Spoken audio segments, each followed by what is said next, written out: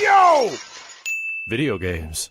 What up, dudes? Matt here from YoVideogames, and I'm here with a review that probably seems most close to home and one you would have expected from me, and that is Xenoblade X Definitive Edition. Yeah, a game that has been on many people's wish lists for quite some time. One of the last Wii U games to be stuck on that system, finally getting ported over to the original Switch, and it's here. And of course, as in Monolith Soft tradition, they don't just simply port a game over and call it a day. I'm looking at you, Donkey Kong Country Returns.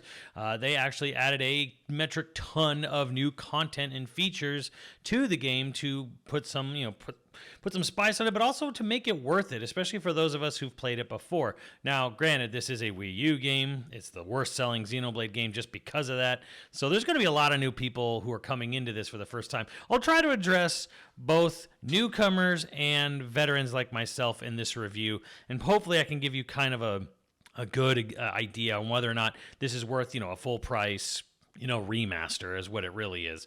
I mean, content-wise, yeah, it really is. But let's just jump right into the graphics. Like, it's a little better than the Wii U. I think the Wii U was maybe 720p at maximum. I don't even know if it even hit that all the time. But this version of the game is running at a much higher resolution.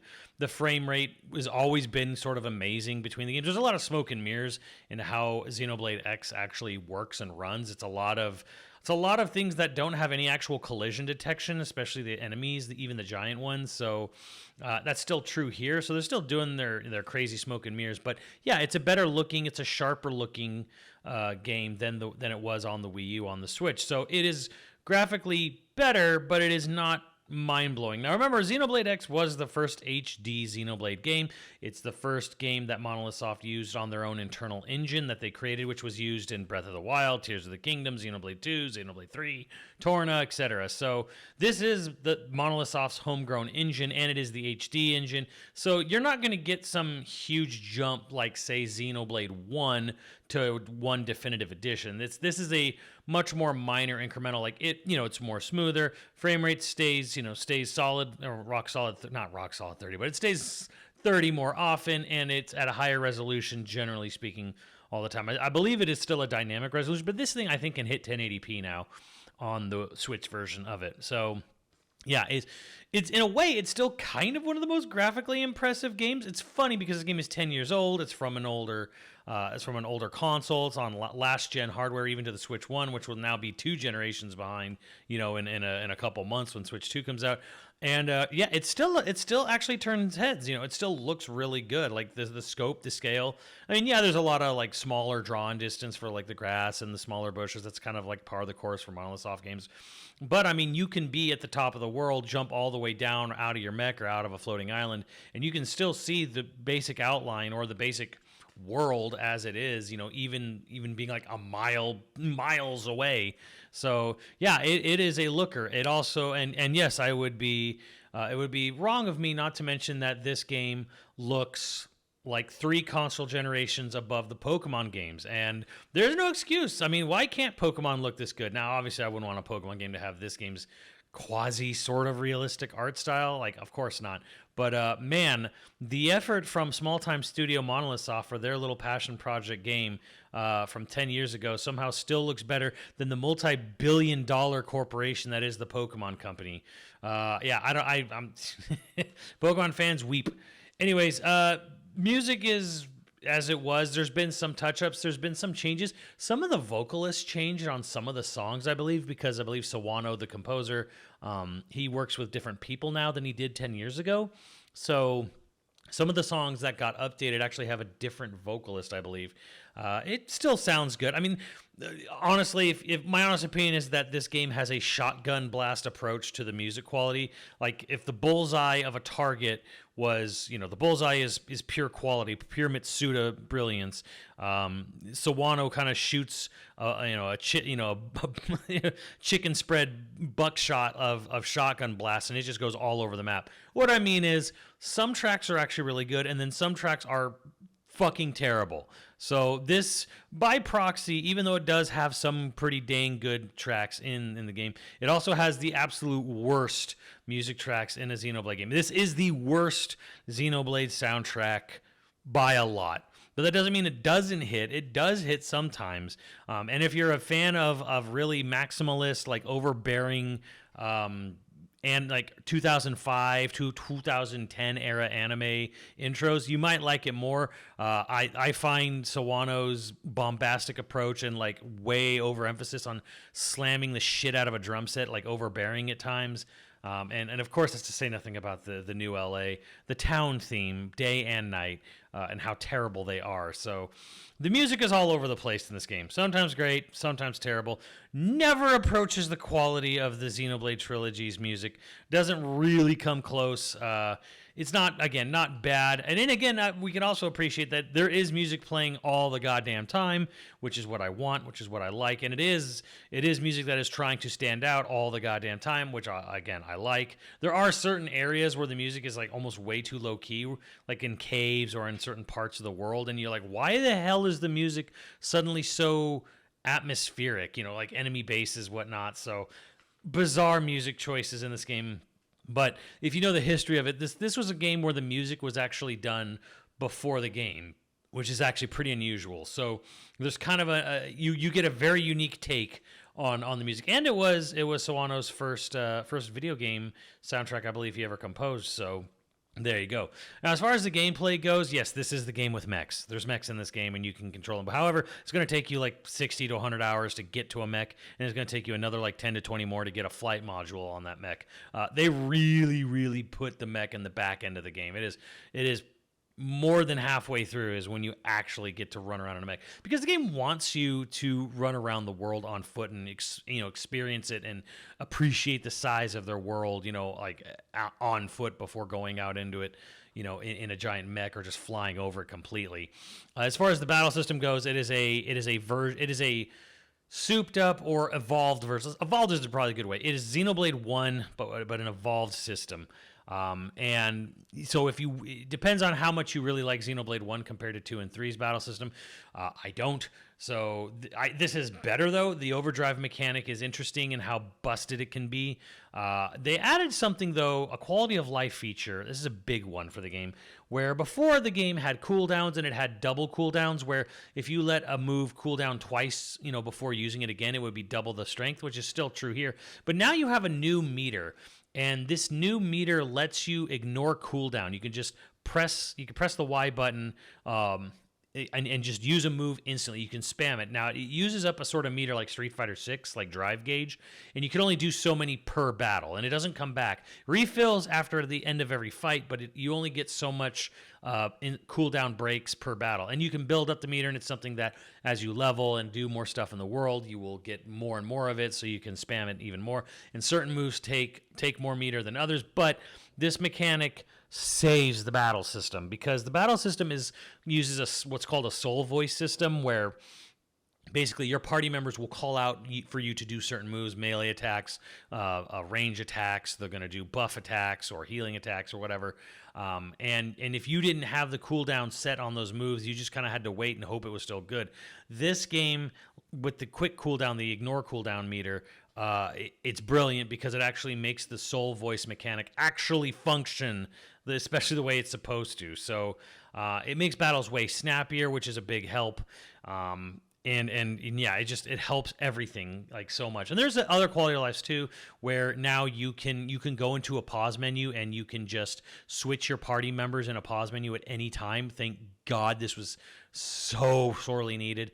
And then of course you can change the time of day now from the pause menu. You don't have to go to an outpost. So there's a lot of small quality of life changes there. Some of them are like really, really big.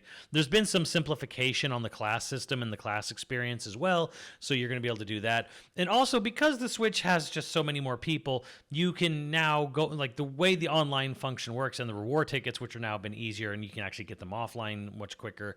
Also a quality of life improvement.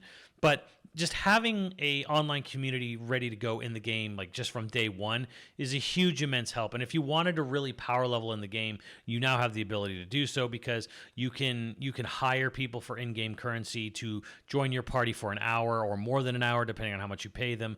And then if you have friends, like people on your friends list, they'll just show up hanging out in your game, and you can hire them for free. Now, these are AI versions of your friends. You can't do that. There are online missions that you can do, but it's very basic stuff. like go kill a swarm of enemies in one spot in online co-op, or go mostly kill a big super boss in online co-op. I mean, it's there, and they give you pretty darn decent rewards, and there are ways to really cheese up your class level points, cheese up your experience points. Like, leveling in this game has never been easier. And they raised the level cap, I believe, from 50 to 100 now. So that's also really good. A lot of big gameplay improvements in that sense. And again, if you want a power level using, AI, like as a fourth member of your team, you can do so, and you can do so easily. And it's free if you have a friend code, someone on your friend list. So it works even better than it did on the Wii U, which has been shut down for some time now. But as far as like, okay, so what is the basic gist of this game? And that's where you kind of have to like, okay, for people who are new, and if you've stuck with me in this review so far, let me just tell you right now, this is a true open world Xenoblade game. However, they did scale back some of that openness. In the original game, the minute you got out of the opening cinematic, you could pretty much run anywhere in the world. They limited that. They actually stopped that. They wanted you to go through the tutorial of introducing you to New LA and the basic mechanics before they let you roam around the world willy-nilly. So it's going to take you at least a couple hours before it goes to open world. But when it does, and it still does, this is a true open world Xeno game. It's not wide linear. It doesn't function under any of the same sort of narrative stuff. There's a main quest line, but it is pretty much, here's a big world. There's 5 main continents. You basically go out and explore them. And here's where the game gets really different. Because it is an open world game, it really is not trying to be a narratively dense game like the other Xenoblade games. This is a game where you got to really love the idea of the setup. The setup is everything in this game. Everything in this game like lives and dies by the setup of the game, which is you are the survivors of a colony ship that left Earth before it blew up. You crash landed on an alien world, and you're basically trying to build up humanity on this new world, Mira, and build up your home city, explore it. When you encounter hostile alien life forms, some of the aliens that did blow up Earth are hunting you on this planet, and you have to fight back. So the whole setup of this game is basically you're a crashed colony ship, a crashed survivor ship, and you're basically trying to set up your own little new America, your own little new world. Hopefully not a Roanoke. That's a history joke. Anyways, so yeah, if you are not down with this setup, this game will never really click for you unless you're really cool with the idea of like, I'm going to be an explorer. I'm going to be a person who goes around and is mining stuff. I'm going to be someone who's looking, for signs, whatever. They have all these different pathfinders and what they call them different things. They have all these different sort of jobs. You're not like tied to them. You can do everything. Everything is doable for you. It's just which branch of the government, quote unquote, do you want to work for more? But like, you got to really love this setup of exploring a foreign alien world, uninhabited by any intelligent life. You find other aliens, of course, but they're also not native to Mira. So the planet Mira itself is this wild, uninhabited wilderness. And you're going to explore it, and you're going to set up outposts, and you're going to mine stuff, and you're going to, fight, weird creatures. And you got to love that, because if you don't love that, you're not going to love this game. And if you're looking for like major story beats and twists and drama, it just isn't here, at least not initially. Now the game is divided now with 13 chapters. Now originally it was 12, now it's 13. There isn't much of an actual plot with any sort of twists in any way until chapter 9. Chapter 9 onward, there starts to be a little bit something going on. It's not a ton, and then it gets really, really sci-fi-y at the end of 12, and then even more crazy. It turns into basically Xenosaga with the new stuff in 13. But yeah, if you're looking for story beats and story elements here, you're just kind of not going to find it, because there's not character development. And that's kind of the one thing where, as a veteran of the game, this is what I discovered going into it, and that is the game's kind of dry. But yeah, before I get into the story and characters too much, let me just say this. Like, you got to love the idea of exploring, because exploring is great in this game. But it is exploring an unknown alien world, and you're just going to be doing setup stuff, to help build the human colony of New LA or whatever. If you're not down with that idea, if that doesn't sound intriguing, this game probably won't ever click for you. But that being said, how is the story overall? Like I said, it's pretty dry. And this was sort of realization, because I play Xenoblade, as you know, I play Xenoblade games every week. Every week I play a Xenoblade game of some sort. And I've gone through 1, 2, and 3 and their DLC epilogues and prequels multiple times. And going back through X from the beginning, from level 1, you kind of realize very quickly, holy shit, this game's characters are as dry as paint. It's not really even the voice actor's fault necessarily. It's just that the script here, again, it's all about the setup. It's all about like what you're doing on the planet, which is, hey, so and so, I heard there was a group of rowdy wolves out on the plains. Could you take care of them? Hey, we tried to set up a mining probe out here, but it's gone solid. Could you go check on it? Hey, I heard there was a thing over here. Can you go investigate this for me? Hey, this guy's gone missing. Everything is that. Every single thing is that. And if you don't love that kind of idea, it's like if you're like, where's the plot twist? Where's the character development? Where's the character arcs? There are none. There's Lao. There is a character who's I guess you would call him the main antagonist, who gets kind of a decent setup or a decent thing going there. But again, this doesn't happen until chapter 9 of 12. So 9, 10, 11, 12 is where any sort of like actual narrative flow comes in. Elma is a very cool looking character, but she has no fucking personality.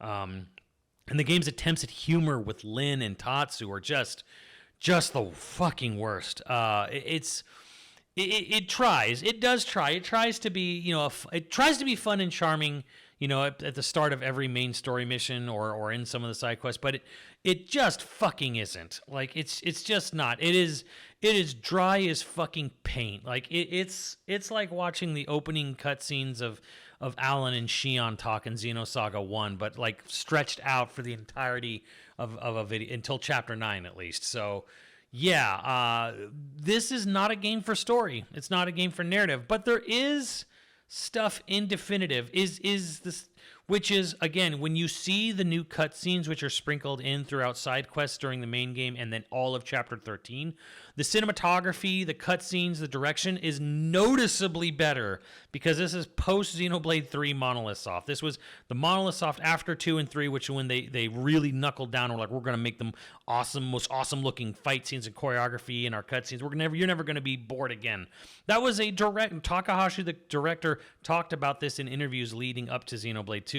He wanted to make sure people never felt cutscenes were boring again because he heard about it in X. He said he knew the animations were considered stiff and boring, and he wanted to make sure that never happened again. And you can tell because coming back to this game 10 years later, which, maybe not 10 years later, but whatever, is like, wow, you could just, this game is dull and the cutscenes are dull. And, there's a few neat ones like when the Ganglion attack, New LA, and you have to defend with a line of skells.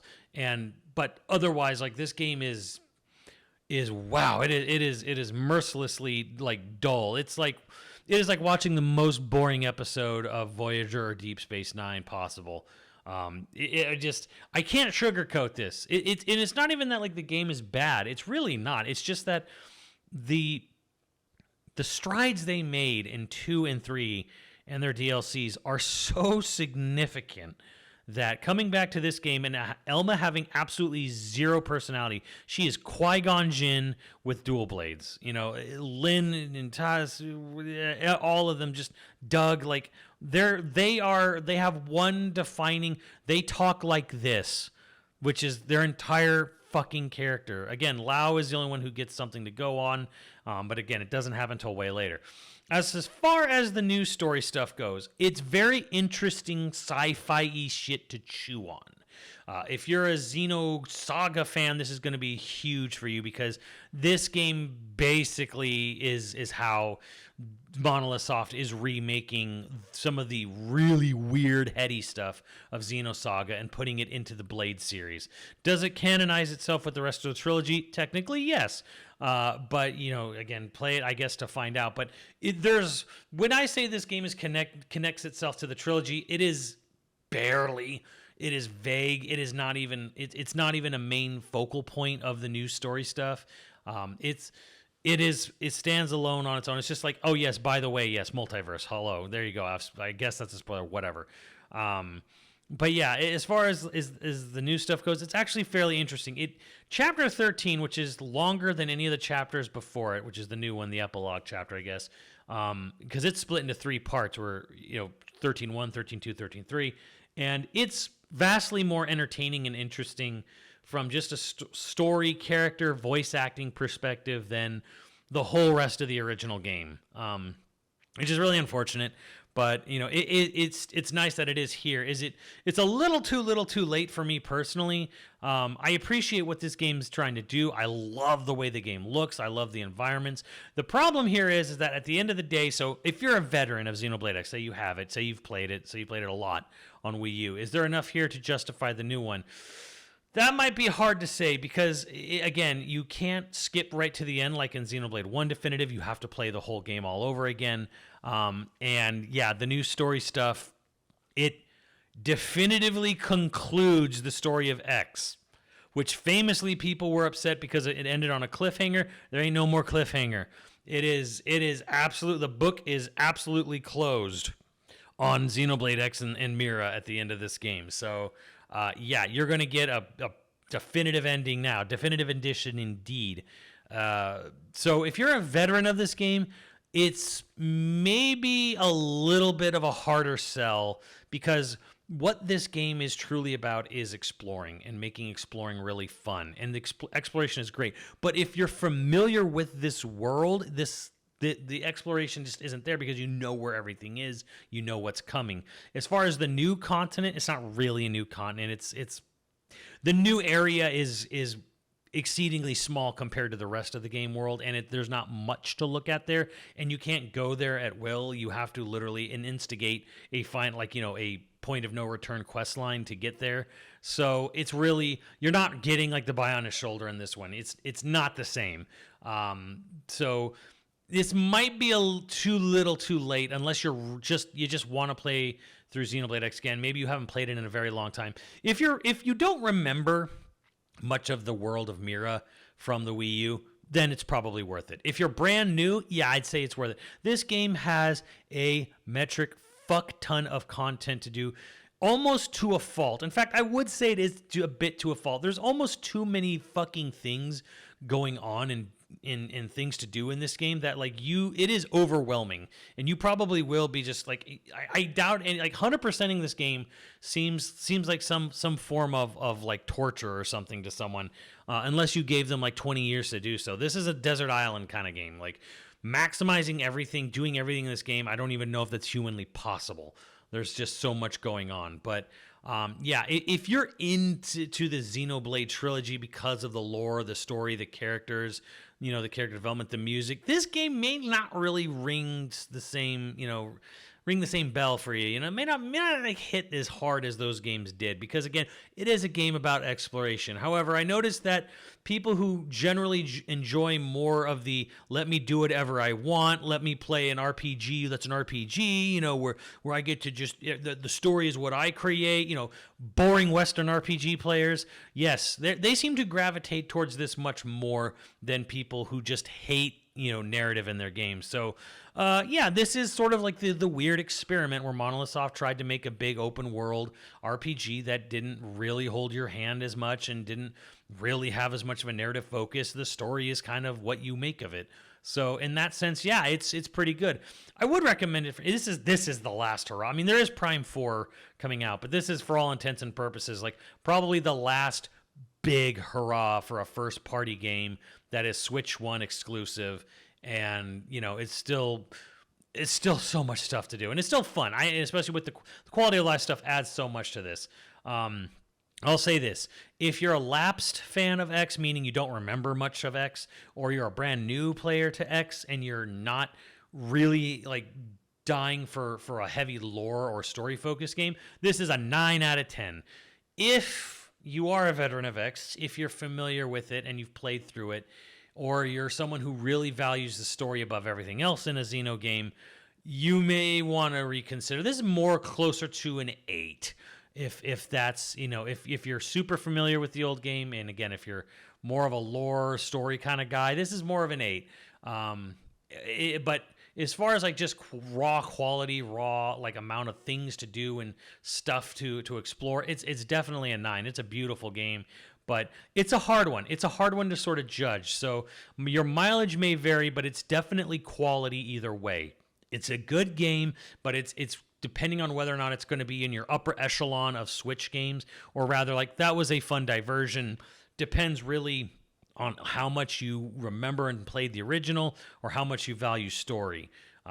So hopefully I've kind of given something to chew on here, something that maybe, you know, people of newcomers and veterans can kind of think about.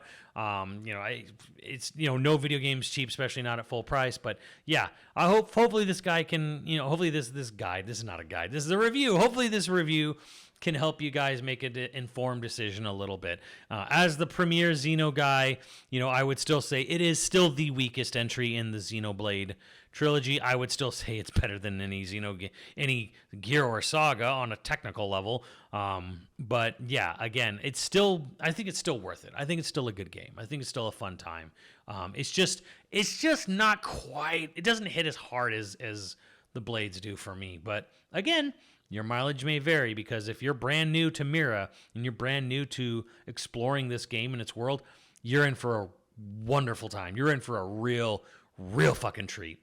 So let me know what you guys think, and I will see you on the channel. Later, dudes.